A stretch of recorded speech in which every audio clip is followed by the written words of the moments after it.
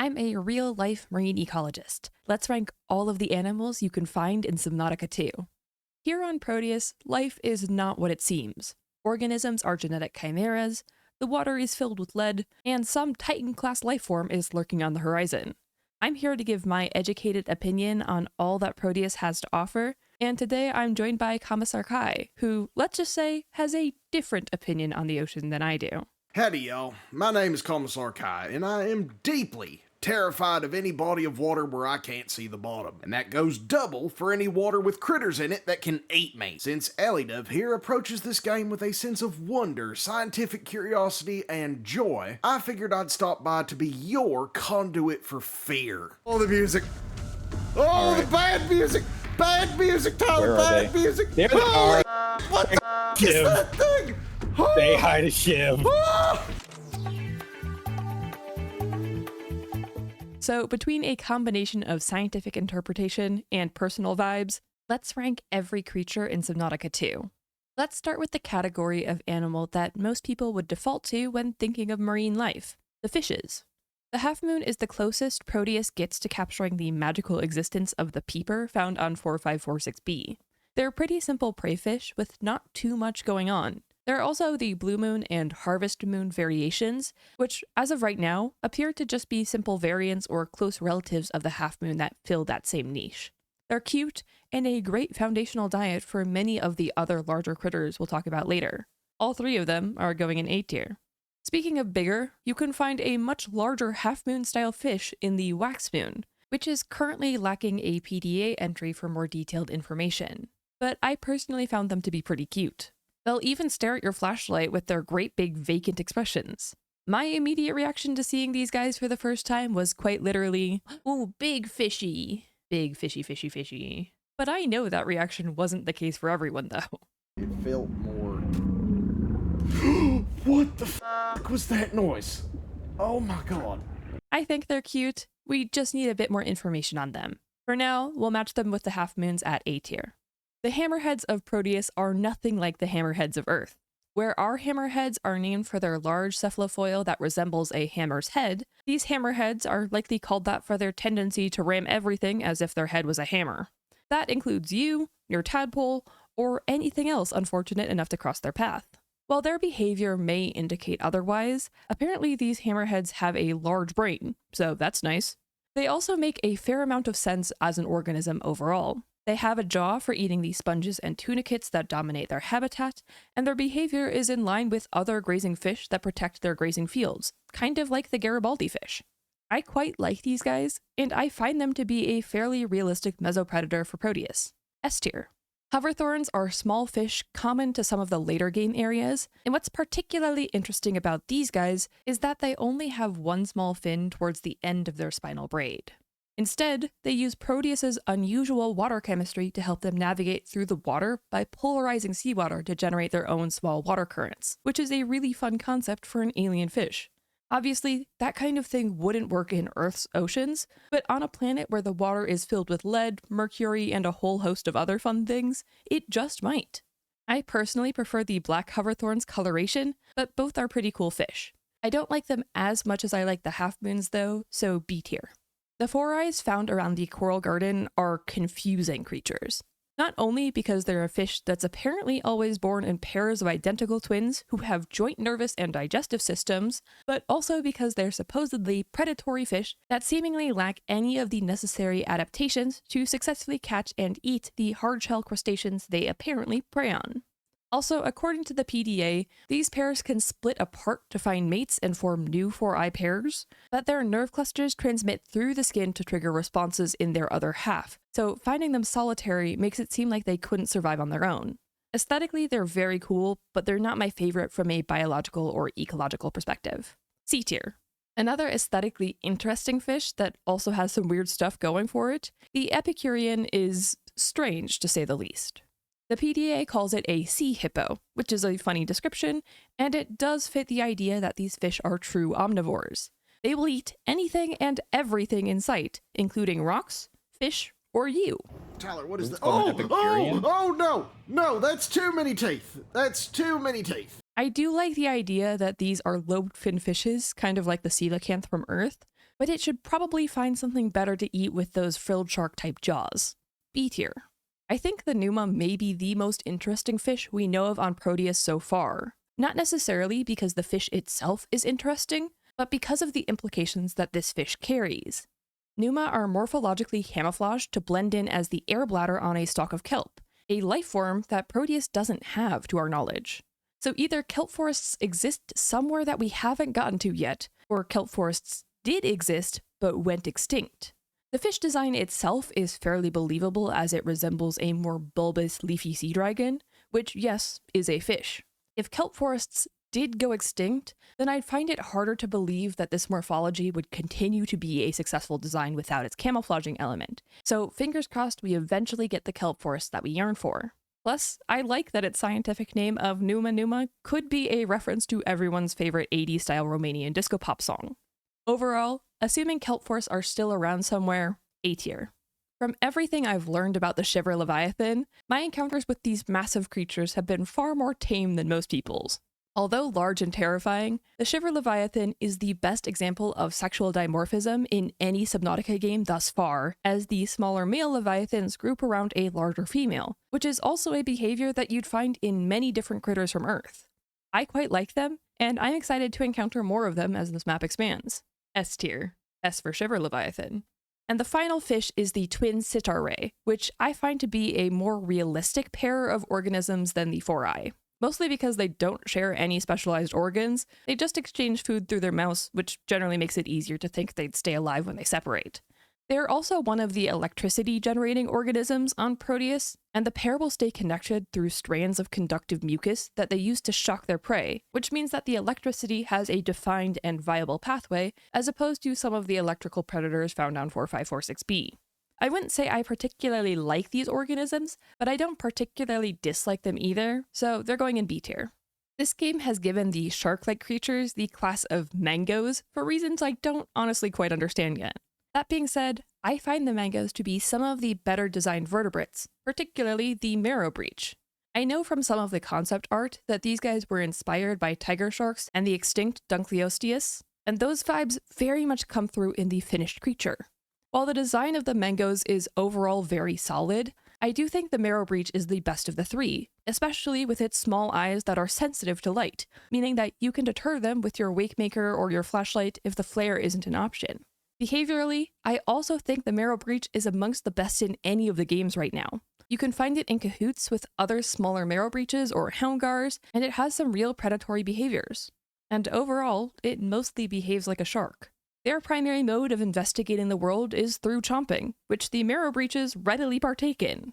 You know, y'all, I just want to add that Alidove's note for this was just mayhaps Kai getting eaten once or twice. You are being hunted. Oh, God, no. That is a horrible, horrible notification. I don't need to be so scared. I know that's just like a little shark, dude. It's not that bad. I didn't like that noise he made, though. Oh. Overall, I think the marrow breach is a very believable shark-like animal, and I really like it. It's an S-tier animal for me. The nibbler mangoes aren't far behind, and I am particularly fond of their social behavior where they're usually seen roaming in groups. I also like their interactions with the marrow breaches because they don't seem to get along all of the time, which is not unbelievable between different shark-like species. Unlike the marrow breach, these guys are not obligate carnivores and will instead eat fish, sponges, kelp, human limbs, dead coral, and rocks to satiate its never-ending appetite. That being said, I personally think their ecological role as recyclers and their tendency to eat coral and rocks would be better suited to a more benthic body plan resembling something more like a nurse shark than the more pelagic one we see in the game. It's still a great creature design, it's just not as good as the marrow breach. Let's say B tier. The needler mango is currently classified as a fish, but I think it's fairly obvious that it belongs in the mango category, considering it's in both the common and proposed scientific name for the creature. Like the nibbler mangoes, the needlers are social and often roam in groups. They have a pretty cool body plan that's a bit more sleek and agile, allowing them to shoot their little uranium-tipped tusks at you, which is their primary point of interest. That being said, projectiles don't work super well underwater. That's the reason you don't hear about underwater firearms, and even harpoon guns are typically used in under a 6-meter range. Projectiles lose energy quite quickly when traveling through water, and thus, it wouldn't be nearly as effective of a hunting strategy as it's portrayed as here. The PDA suggests that needlers would only shoot at prey already in their jaws at some point in their evolutionary history, which is a design that I find much more believable. I do like the fact that they produce their tusks, much like many shark produce rows and rows of teeth ahead of when they'll be used. I'm just not a fan of how those tusks are then used. Plus, they are way too fond of shooting at my tadpole. I'm aware that every good video game requires some suspension of disbelief, but the Needler Mango's behavior just isn't as good as the Nibbler or Marrow Breach in my opinion, so it'll be the lowest ranking of the 3 in the C tier. If you happen to see my tier list on the original Subnautica game, then you'll know that one of my criticisms of the other game is their lack of crustaceans and other benthic invertebrates, an issue that this game has definitely remedied. The first crustacean you'll find are these tiny periscopic clown crabs hiding amongst the stinging anemone seagrass, with which it has a symbiotic relationship. Dare I say, these little guys might just be a perfect organismal design. They only have 6 limbs, which means they can't be true crabs. However, I'm willing to let that slide, because frankly, they are adorable. They also nailed the behavior that many underwater critters have of just staring at you when you get too close. Their coloration also makes perfect camouflage, and you can even find a purple variant of them to match with the purple anemones found around the Necrolay Hills. I wouldn't say that the clown crabs are the most complex life forms we're finding on Proteius, but they are among my personal favorites. S tier for sure. The crab I encountered next was the Jettocaris, the so-called carrying crab because it carries its young on its back. These crabs are stated to be incredibly social, and will even care for adoptive young, which is a beautiful trait that is observable in many different Earth species. The PDA calls this the tripod frontiscaris, or the 3-legged carrion crab, although it also states that the crab has 5 appendages, including its 2 forelimbs that it uses to clean its radulae. So really, it should be pentapod frontiscaris. I don't have too much issue with its unusual propulsion in its jet legs, as some of the designs indicate that it might be more similar to an octopus's siphon. Overall, a very solid crab entry. A tier. The coral crab was the only crab we knew of before the game actually released, and this thing does not disappoint. It's a massive, traditional crab body plan that wears a coral dome as a hat, which is a behavior you can actually find in some varieties of velvet crabs using sea sponges as hats. Crabs on Earth don't swap genetics with their hats though, and that's something we know happens on Proteius. Probably the only thing I don't like about the coral crab isn't even about the crab itself, but rather that the PDA says its defenses and behavior imply the existence of a predator powerful enough to shuck the crab and crack its armor, which is a critter that I do not want to encounter. The crab itself is an easy S tier though. Sand spears are currently classified as crustaceans, although I personally find their design to be more reminiscent of a bobbit worm. At the very least, the jaws waiting below the sand, just waiting to snap on some unsuspecting prey, are very bobbit worm coated. Unfortunately for us, the sand spear doesn't have a PDA entry, so I can neither confirm nor deny my expectations and suspicions about this animal's ecological niche. I wish we knew more so I could give a more complete opinion on it, but at the current moment, it's going in C tier. It's great for jump scares and little else right now. Should I hop off now? God. The Serathecan is an unusual crustacean design to say the least, and it leans more shrimp-like crustacean than lobster or crab-like crustacean in my opinion. Honestly, I have mixed opinions on this guy. The PDA says it resembles ostracods, which in some ways it does, but its behaviors are almost entirely different. Probably because ostracods are almost microscopic, and these guys are certainly not. They are, however, detritivores and hoover up nutrients and prey from the seafloor, which it then paralyzes with a deadly neurotoxin. Weirdly, the Serathecan is supposedly paralyzed by its own toxin, and it has to secrete an antidote to prevent it from murdering itself, which seems convoluted but isn't outside of the realm of possibility. All this being said, so much of the Serathecan's design leans more bivalve-like to me. I don't have too many issues with its body plan or niche, and I know the PDA even addresses its complicated genetics. Overall, it's a pretty confusing animal, and it's not my favorite entry into the crustacean category. So we're going to balance all of my mixed feelings and opinions to a C tier. C for Serathecan, if you will. I've said it before, and I'll say it again, I love crabs, but I absolutely detest spiders. I am so unbelievably afraid of them. So coming across the tongue thief for the first time made my skin crawl. I especially hate that they have the same family name of Ostracondskelos as the coral crab and periscopic clown crab, making them direct relatives of each other, because the other two are way too good for this thing. Also, the tongue thief is called that because they are parasites that are essentially Proteus's version of the tongue-eating louse, a very real kind of isopod that does that exact thing to earthfish. However, those don't look like spiders and are therefore a lot better. If I could, I'd make an entirely new lower rank for these guys, like Z tier or just straight to hell, I don't know. But I suppose the bottom of D tier will have to do. Technically, the Deepwing brooder is the only organism classed as an arthropod by the PDA, but just know that all crustaceans are arthropods too. These big fellas are special though because they're basically whales that are arthropods instead of mammals. According to the PDA, their molts essentially create whale fall events for whatever lives in the abyss, which is pretty cool. As for their diet, the PDA says it's a bit ambiguous, where they have the necessary adaptations for filter feeding, but they also have these large crushing beaks that could potentially be used opportunistically to prey on the rock borers, which is pretty nifty. Plus, they create these streams of bubbles everywhere, and I really like that. Not to mention that the egg sacs they drop are amongst the best food sources in the game. I do find these to be adorable, and let's say A tier. A for arthropod.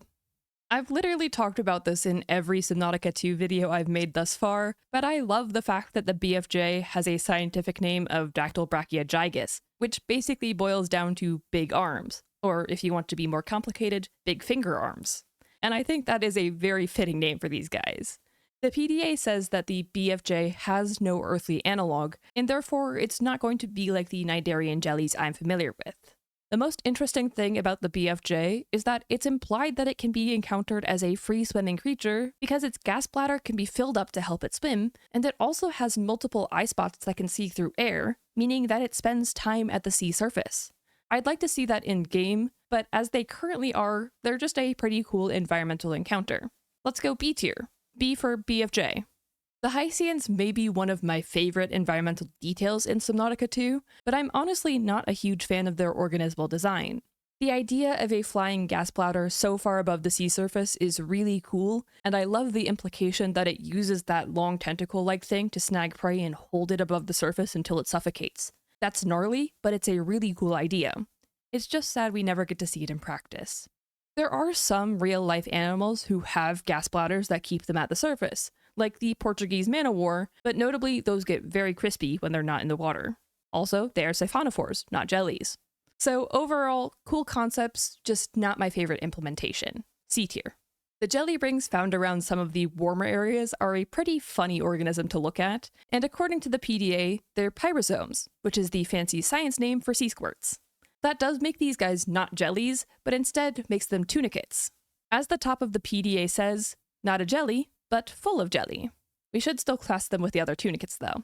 Aside from that, they are a relatively believable organism, using some of the chemical reactions of the hydrothermal vents to aid with their digestion, with some symbiont zooids. So while they should be tunicates, I still like them a decent amount. Let's average that to a B tier. Surge jellies may be the closest thing on Proteus to a normal Earth jelly, and even then, they're not like the Cnidarians we know and love. Earth jellies have a mantle that essentially boils down to a skin filled with cytoplasm and a gastric tract, but these guys are a lot more complex. For one, they have sensory organs in their bell, and of course, they can electrocute you. In my opinion, this is a much better example of electricity working as a defense than the ampules from 4546b, because the electricity only travels a very short distance and it isn't continual electrical discharge. Overall, this may be my favorite of the jelly entries we have right now. A tier.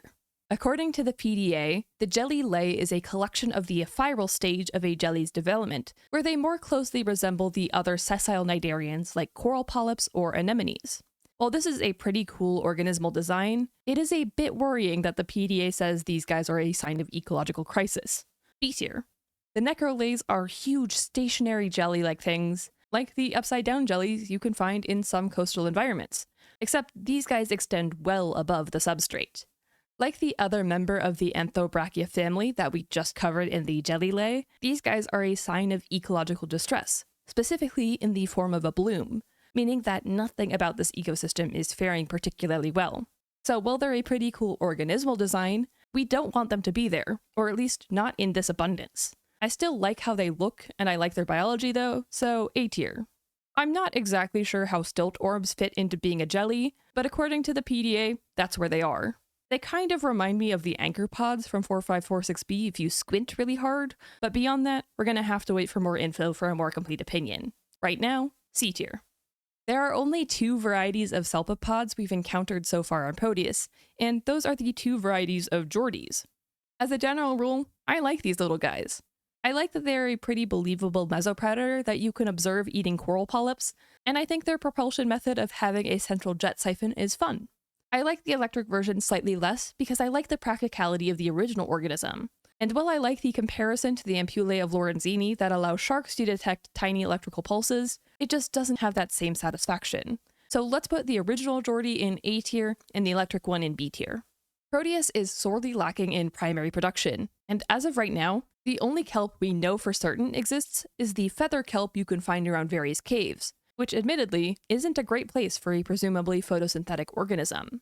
Kelp forests are my favorite Earth ecosystem, despite the fact that I am horribly allergic to seaweed, so of course I'm hoping we get some more varieties of kelp down the line. But until we know more about this one, it's going in B tier. While we're here, let's also go over the mimic pylons that line various cave openings. These guys may look like a leafy kelp, but they're an unknown animal altogether. Their hunting strategy involves electrocuting anything unlucky enough to disturb it, which it then may or may not digest in that basin-like mantle. Like the Numa, the mimic pylon implies that there may have been more kelp species on Proteius once upon a time, or that it may exist elsewhere. Still, these are an okay sessile predator. B tier. Ryons are an entirely new clade of life, which the PDA confirms the first time you scan an acid ryon. These are colonial worms that have taken over the structure of a sponge for their own purposes, which is pretty nifty. The acid ryon gets its name for the amounts of pressurized acid that it secretes as a combination defense mechanism and digestive aid, but beyond that, it's a pretty simple but cool organismal design. A tier. A for acid worm. The other main ryon in the game is the donut of worms, which operates more closely to an anemone than an acid ryon, but it's still a sponge occupied by worms. You can also find a variant called donut no worms, which is obviously the sponge that has lost its wormy counterparts.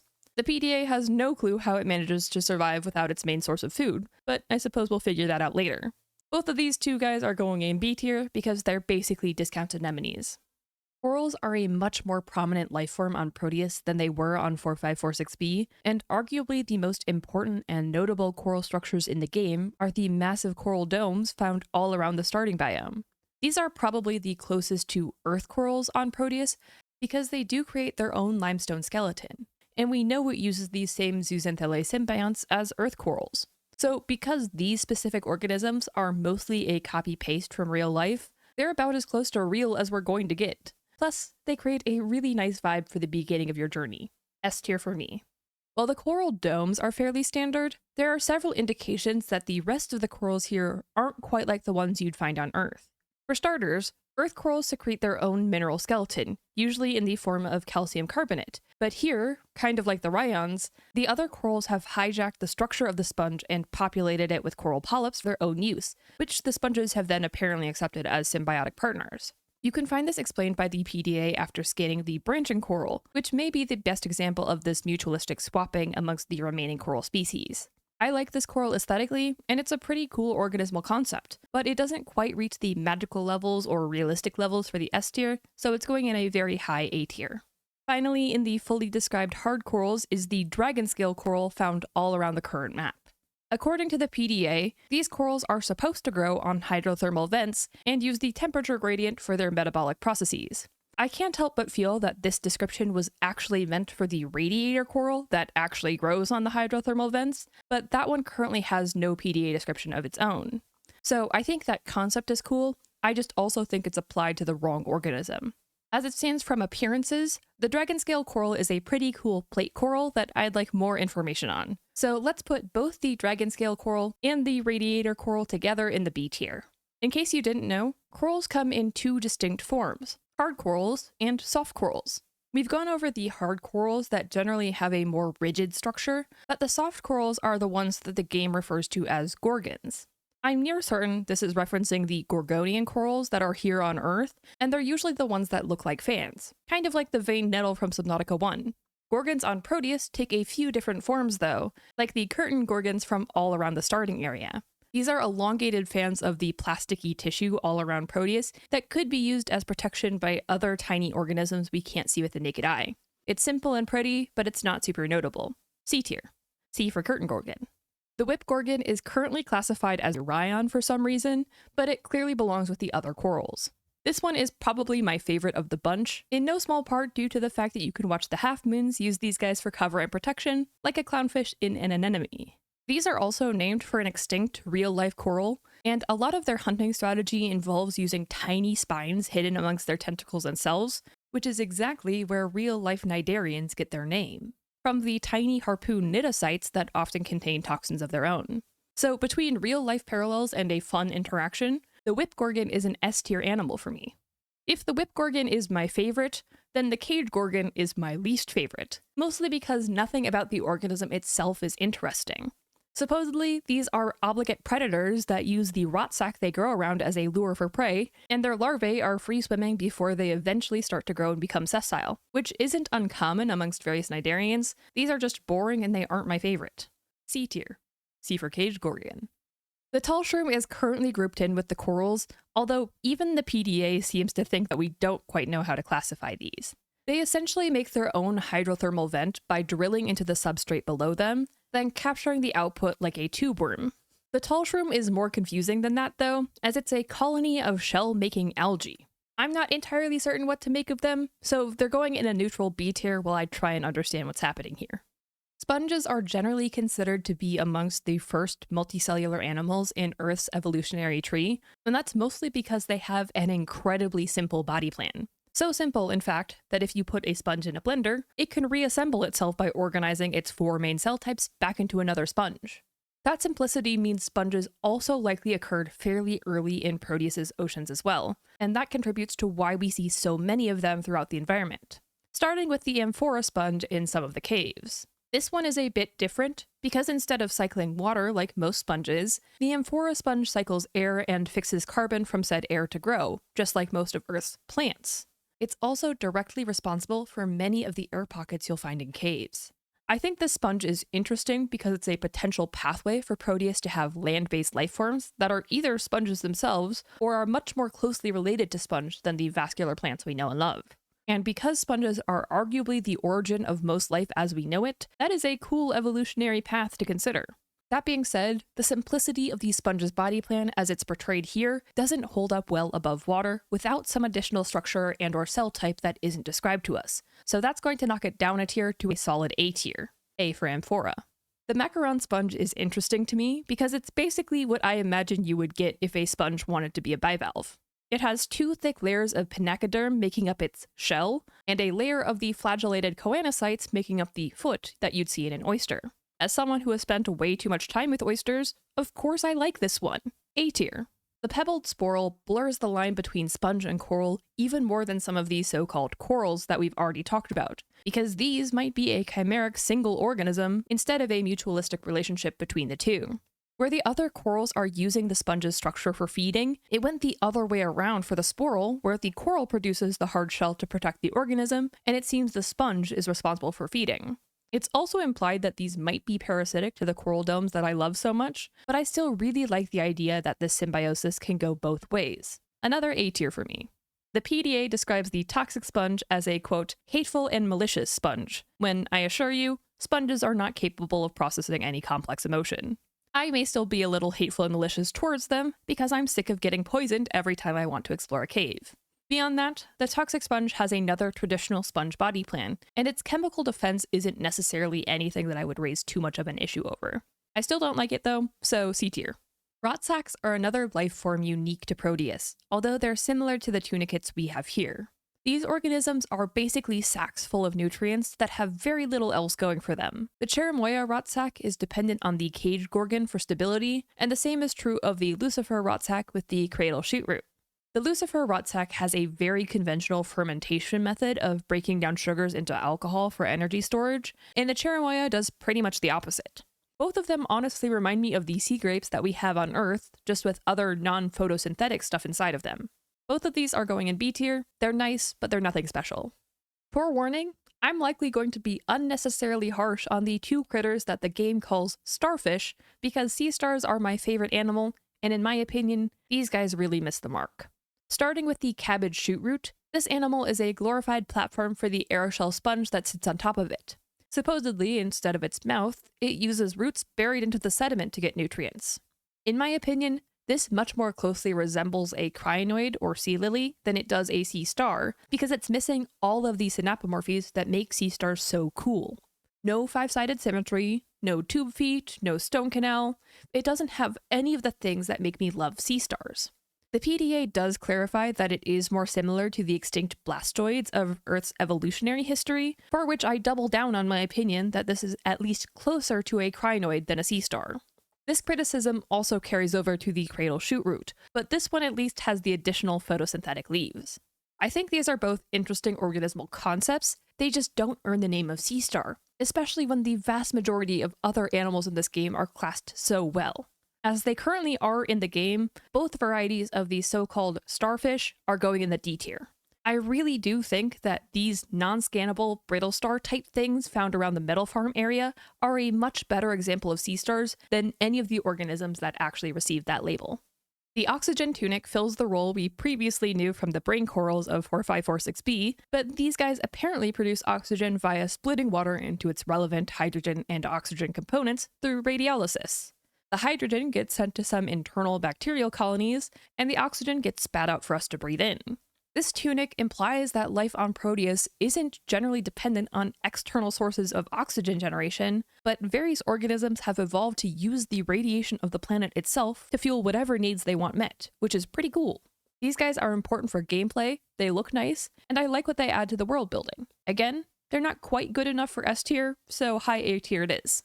The Hecaton tunic isn't as interesting to me though, as this one is more or less a colony of tunicates, and trust me, I have plenty of not so positive experience with colonies of tunicates interfering with my research.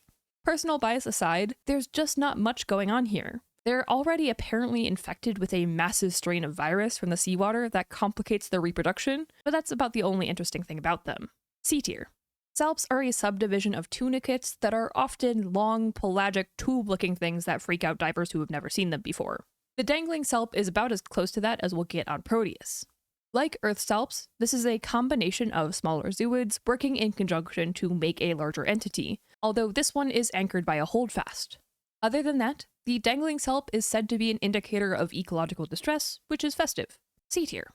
Right now, aside from the rhyons that are worm colonies, we only know of two worms on Proteius, the onworm around the hydrothermal vents, and the fridge worm in the graveyard caves. The onworm resembles the sheathed tube worms that you'd find around Earth's hydrothermal vents, but with a branching body instead of the normal tube. I find this to be a fairly believable, realistic, and understandable creature, even if it isn't my favorite. A tier. A for onworm. The fridge worm is less believable as any kind of annelid-like creature, although it currently doesn't have a PDA entry for me to assess further, so for right now, it's going in C tier. As some honorable mentions before we get to the last big category, here are some of the creatures that you can find throughout the world that currently either have no databank entry or are otherwise unclassified, so we're purely going off vibes and a few observations here. First, there are the three varieties of small, shrimp-like arthropod-type critters that you can find if you look closely at the substrates of various ecosystems. There's the crimson shrimp in the shallow caves and around the observatory islands, the locusts you can find in the graveyard caves, and the teal cyclopet that you can find around the locusts, in the needler nest, and around the observatory islands. These little guys will swarm around a given area, then scatter when you get too close, which is not unlike many crustaceans on the seafloor. The teal cyclopet is definitely my favorite for its coloration, but none of them are distinct enough to rank individually until we know more about them. Overall, B tier. Next are the three varieties of schooling fishes that you'll find throughout the waters of Proteius. These individually are the fluttertail, the pelagic ghost, and the mirror half-moon.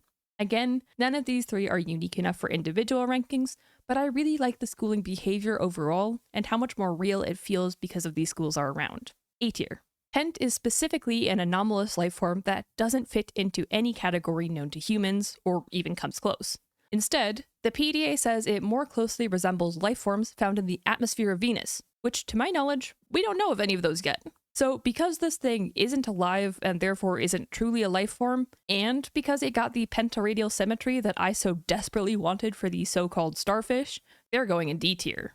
Supposedly, the gateway spires you find around the observatory islands are alive, but the more interesting thing about them is that they're more equivalent to termite mounds that are built by tiny krill that you can't see without magnification. Earth krill don't build anything. They're little free-swimming crustaceans that are the primary food source of other larger animals. So I really like the idea of a mason krill. The inner ring of the spire is a bacterial metal, whereas the stalk is a coral colony covered in diatoms.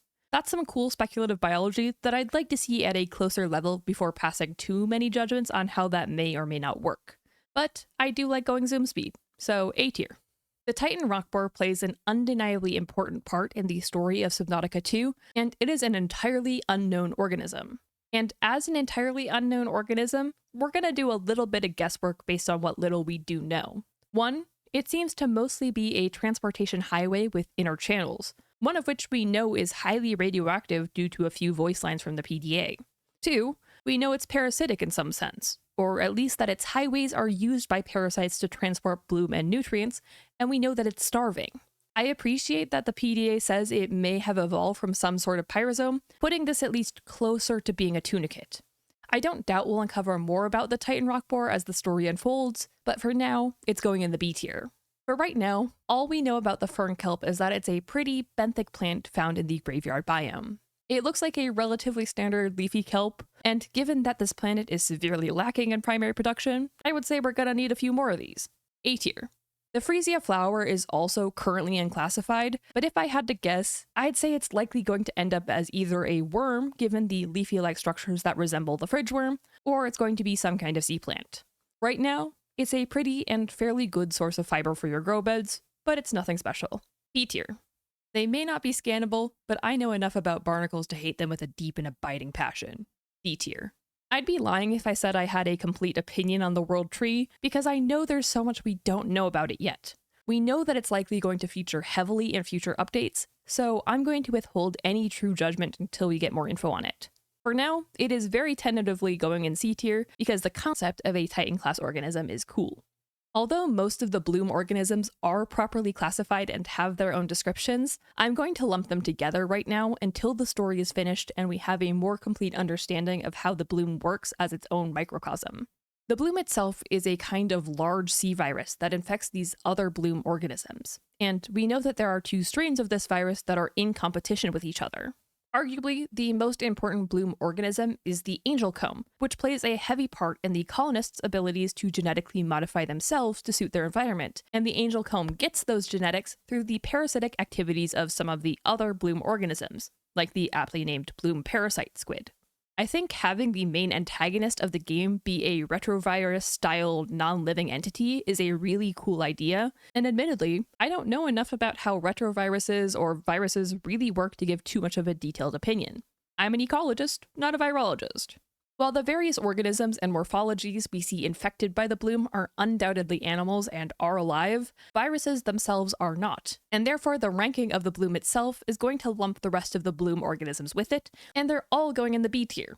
B for bloom. Again, I'll have a more complete breakdown of the bloom organisms further down the line. This is just temporary while we wait for more information. The final member of the unknowns category is the wartwort, which is found deep in some of the caves.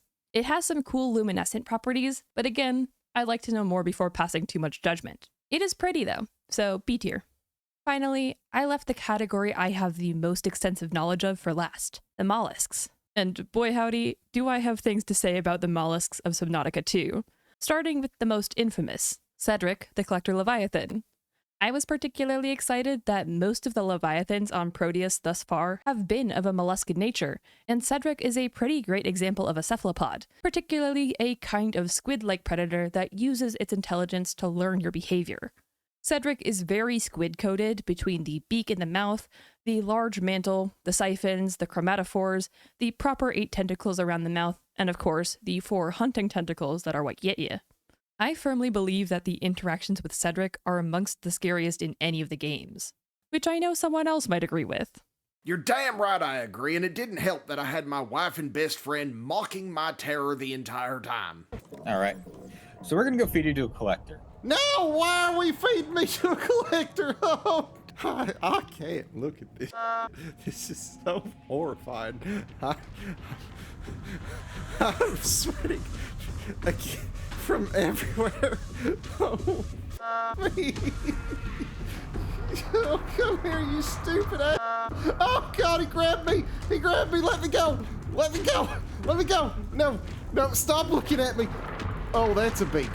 That's a beak. Oh, okay. Oh, God, no, no, no. Oh, oh. Oh, that was just as bad as I thought it would be. In my humble opinion, Cedric is everything I wanted out of a Leviathan. Easy S tier for sure. Although the PDA currently has them classified as fish, both the houndgar and the bullet squid are also cephalopods, and you can confirm that because both have teuthis in their proposed scientific names, which is ancient Greek for squid. The bullet head reminds me of the spear squids from Dave the Diver, which are named for a real kind of squid, but they don't display anywhere near this level of aggressive behavior. That's usually reserved for the Humboldt squids. Unfortunately, the PDA entry for the bullet squid is more about Ruby's encounter with them than about their biology, so I'm going to make some assumptions here. As far as squids go, the bullet squid seems to have a fairly standard body plan with a large mantle, comparatively large eyes, and of course the tentacled body with a beak inside. I like the idea of an armored squid because in Earth's evolutionary history, it was actually only pretty recent that shellless cephalopods became the norm. Throughout the late Ordovician, you'd find plenty of varieties of armored squids, octopods, and other fun stuff swimming around, and I think the bullet squid is fairly reminiscent of that. That being said, I'm not entirely certain how it generates the thrust necessary to propel itself at such speeds with that additional weight, so we'll balance all of that out to a B tier. B for bullet squid.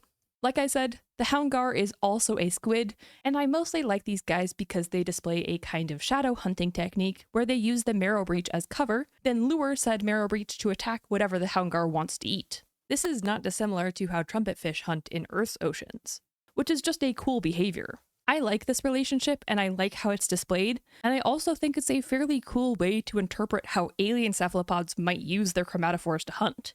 They still deal way too much damage for me to like them too much though. A tier.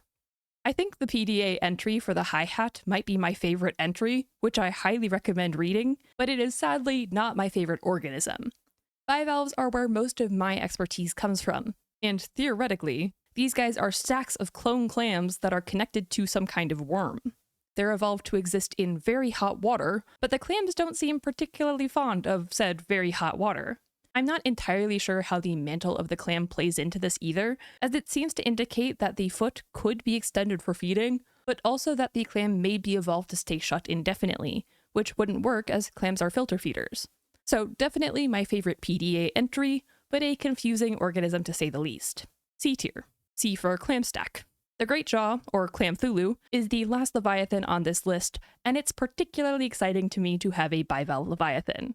Right after Cedric, I think Clamthulu might be amongst the best designed Leviathans yet, because it uses the rough body plan of a clam, but it has a mixed feeding strategy where it can use the coral polyps inside of its shell for photosynthetic activity, when it's not busy closing larger prey inside for digestion. As I mentioned a minute ago, real-life clams are filter feeders, but one so massive that has an intentional hunting strategy of enclosing large prey inside is a great concept for a Leviathan. Also, plenty of bivalves have a lot of eyes, so this is pretty realistic. On a more practical note, one of my main criticisms is that the so-called abductor muscle for Clamthulu isn't nearly high enough in the shell to be able to close such a mass effectively, although I do understand why it isn't like that from a gameplay perspective. It's also pretty cool that the PDA notes that this is a young Clamthulu, and that there isn't an upper size limit established, so we may very well find an even larger one down the line. You can definitely find smaller deceased ones around Cedric's area if you look closely, but unsurprisingly, these guys are going in the S tier. I really like them. Next up is one of the strangest animals on Proteius, the flash slug. These guys are paradoxically categorized as water slugs, but the water slugs we'll talk about next are categorized as mollusks, so likely all water slugs are mollusks, but not all mollusks are water slugs.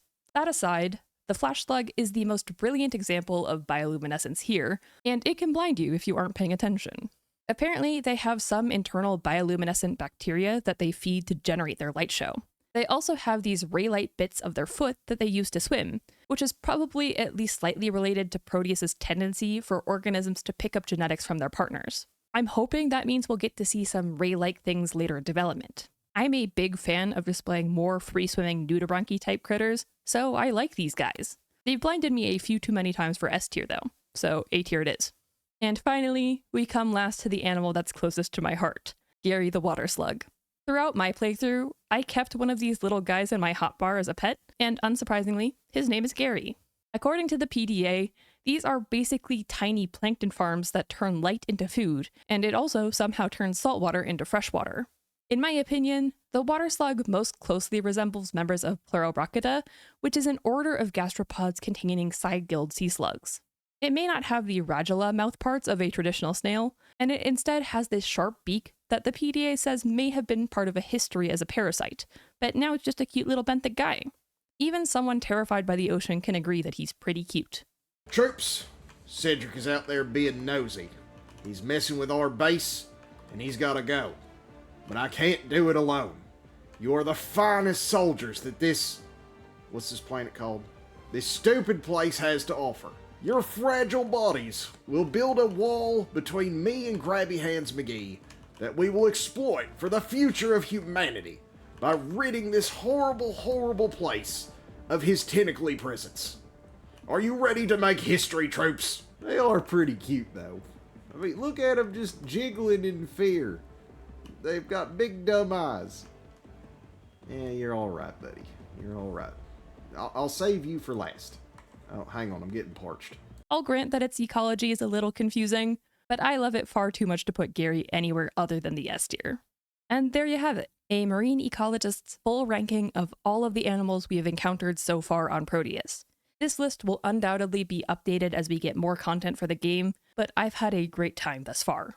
If you'd like to see a different side of Subnautica 2 from someone who experiences the terror of the oceans far more readily than me, be sure to check out the tier list on Commissaire Kai's channel, where he's going over these organisms for the fear factor. But anyways, I think that's everything from me for now. I hope you enjoyed. Please consider leaving a like if you did, and consider subscribing if you haven't already. I hope to see you all again soon, but until then, have a great day.